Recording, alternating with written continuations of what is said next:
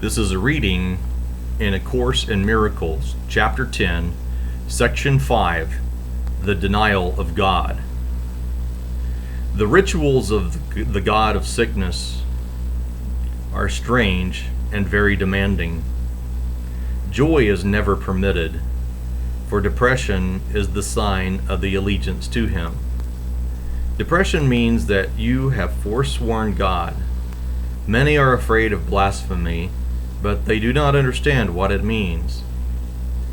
They do not realize that to deny God is to deny their own identity, and in this sense, the wages of sin is death. The sense is very literal. Denial of life perceives its opposite, as all forms of denial replace what is with what is not. No one can really do this, but that you think you can and believe you have is beyond dispute. Do not forget, however, that to deny God will inevitably result in projection, and you will believe that others and not yourself have done this to you. You must receive the message you give because it is the message you want. You may believe that you judge your brothers by the messages they give you, but you have judged them by the message you give to them. Do not attribute your denial of joy to them, or you cannot see the spark in them that would bring you joy to you. It is this denial of the spark that brings depression.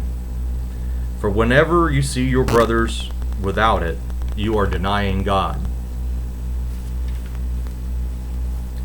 Allegiance to the denial of God is the ego's religion.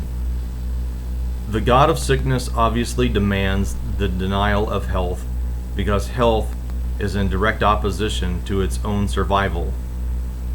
But consider what it means to you. Unless you are sick, you cannot keep the gods you made, for only in sickness could you possibly want them. Blasphemy, then, is self-destructive, not God-destructive. It means that you are willing not to know yourself in order to be sick. This is the offering your God demands because, having made him out of your insanity, he is an insane idea. He has many forms, but although he may seem to be many different things, he is but one idea: the denial of God. Sickness and death seem to enter the mind of God's Son against his will. The attack on God has made his Son think he was fatherless, and out of this depression, he made the God of depression.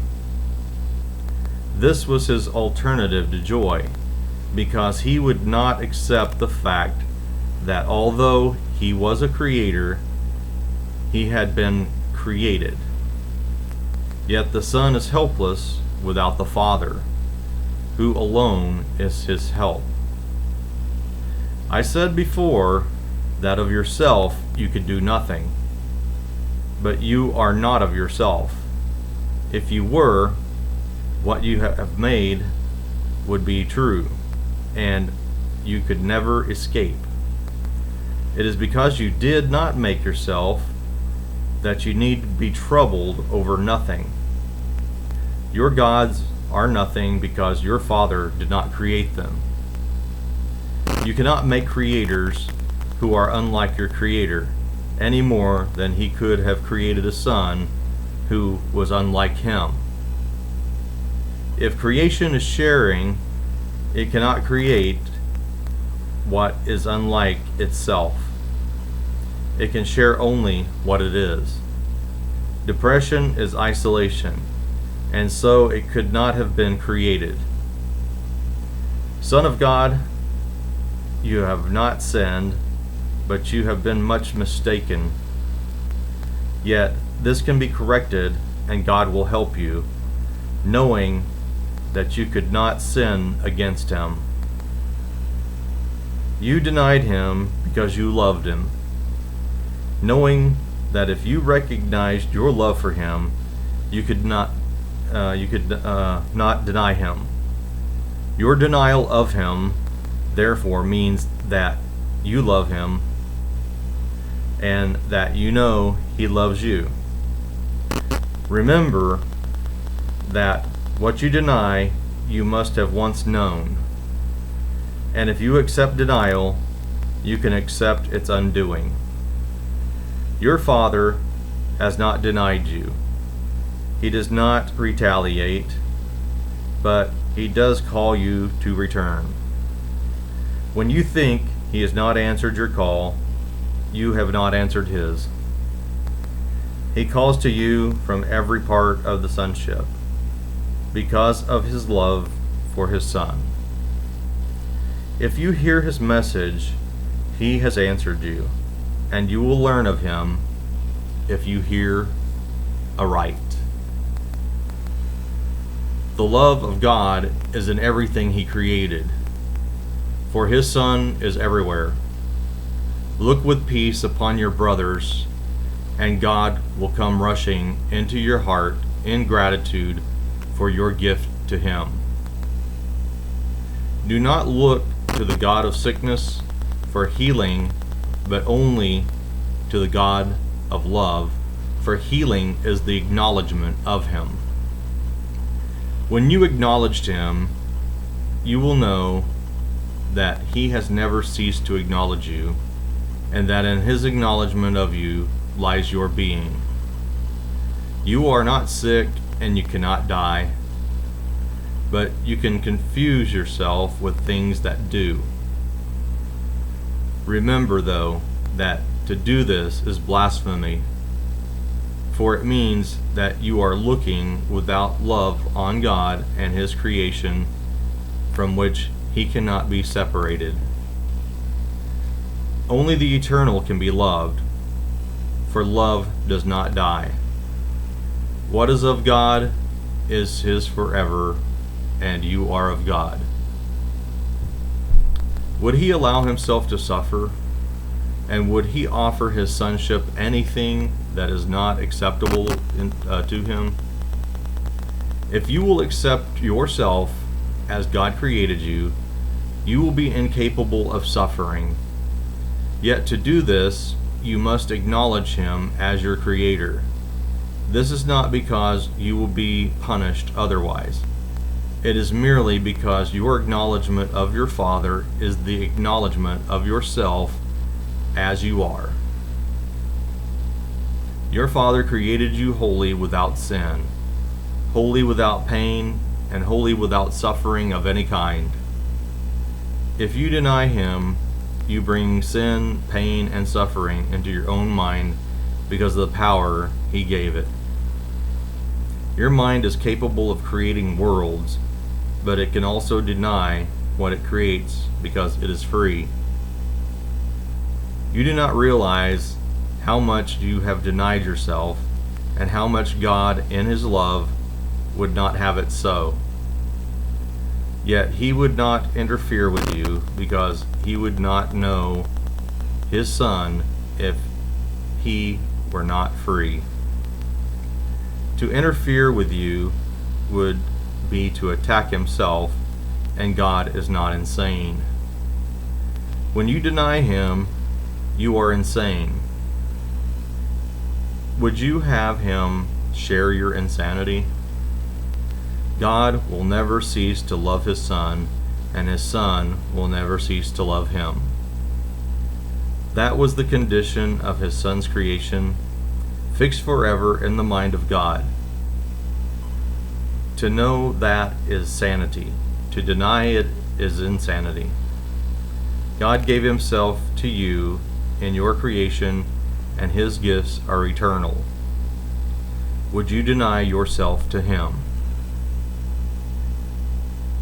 Out of your gifts to him, the kingdom will be restored to his Son. His Son removed himself from his gift by refusing to accept what had been created for him. and what he had created in the name of his Father, heaven waits for his return.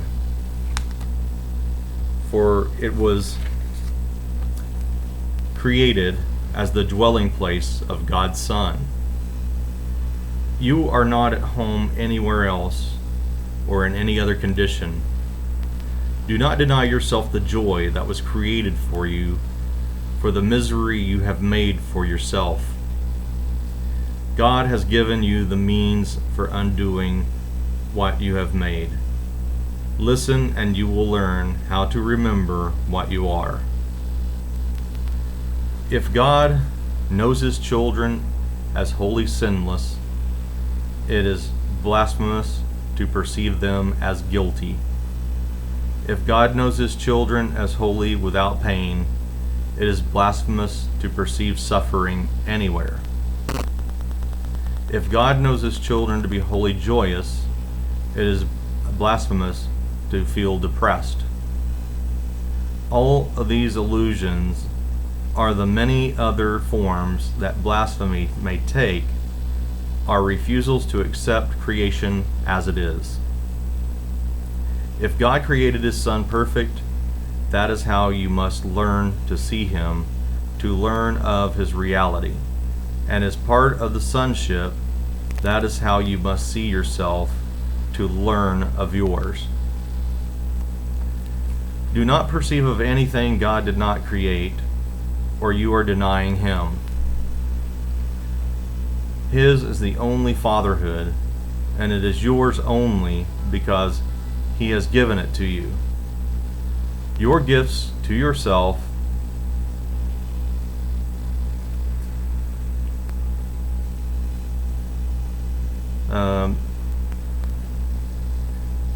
that is why your creations are real as his. Yet the fatherhood must be acknowledged if the real Son is to be known. You believe that the sick things you have made are your real creations, because you believe that the sick images you perceive are the sons of God. Only if you accept the fatherhood of God will you have anything, because his fatherhood gave you everything. That is why to deny him is to deny yourself. Arrogance is the denial of love, because love shares and arrogance withholds. As long as both appear to you to be desirable, the concept of choice, which is not of God, will remain with you. While this is not true in eternity, it is true in time, so that while time lasts in your mind, there will be choices. Time itself is your choice. If you remember eternity, you must look only on the eternal. If you allow yourself to become preoccupied with the temporal, you are living in time. As always, your choice is determined by what you value. Time and eternity cannot both be real because they contradict each other. If you will accept only what is timeless as real, you will begin to understand eternity and make it yours. That is the end of the reading in A Course in Miracles, Chapter 10, Section 5.